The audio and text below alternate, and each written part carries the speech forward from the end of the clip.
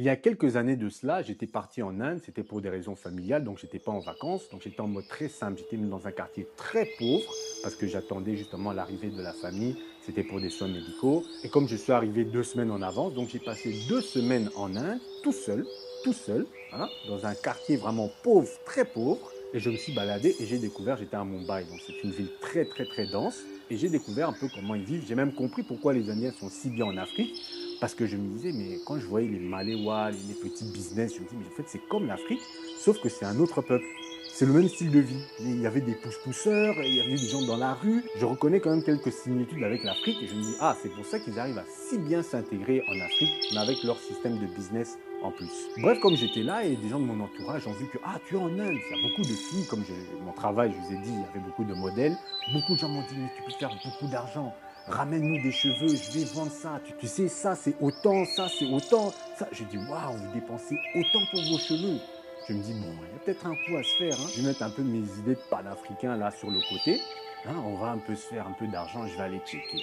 Je cherche, je cherche, je cherche, je ne trouve pas. Je ne trouve pas de magasin qui vend des cheveux. Je ne fais que chercher, je demande déjà que leur anglais là, c'est pas si simple. On croit que tous les Indiens ils parlent anglais. Ah non, hein, je peux vous dire que c'est des personnes, ils aiment leur pays, ils aiment leur langue, ils aiment leur culture. C'est très difficile de trouver quelqu'un qui parle anglais. Et quand tu trouves quelqu'un qui parle anglais, l'accent est très difficile à comprendre. Donc j'essaie, je demande, personne ne sait rien à propos des cheveux. Je me dis, mais on est quand même en Inde.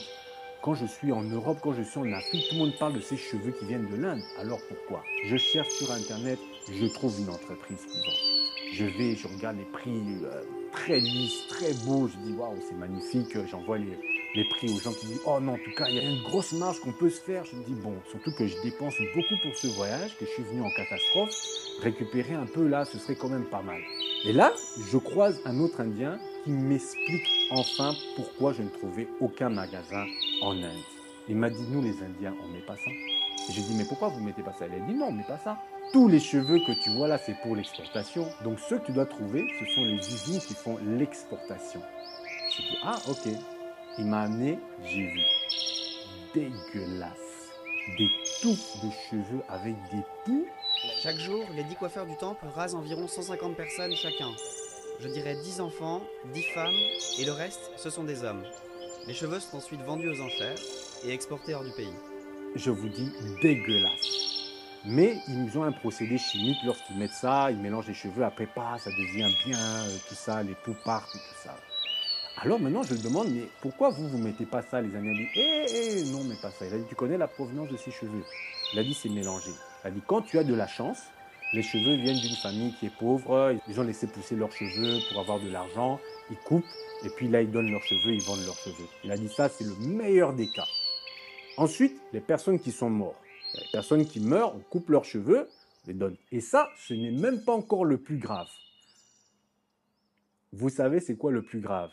Et pourquoi les Indiens ne mettent pas ces cheveux dans leur tête? Certains de ces cheveux viennent d'un rituel d'exorcisme. En fait, quand ils font l'exorcisme, ils chassent l'esprit du mal dans les cheveux de la personne. Et à ce moment-là, ils coupent les cheveux pour que l'esprit reste bloqué dans les cheveux. Et ces temples-là, ils jetaient après les cheveux. Et puis, il y a les businessmen indiens là qui faisaient l'Afrique, partout, là, ils venaient, ils voyaient tous ces touffes de cheveux là, par terre, là, et ils disaient, vous allez faire quoi de tous ces cheveux là?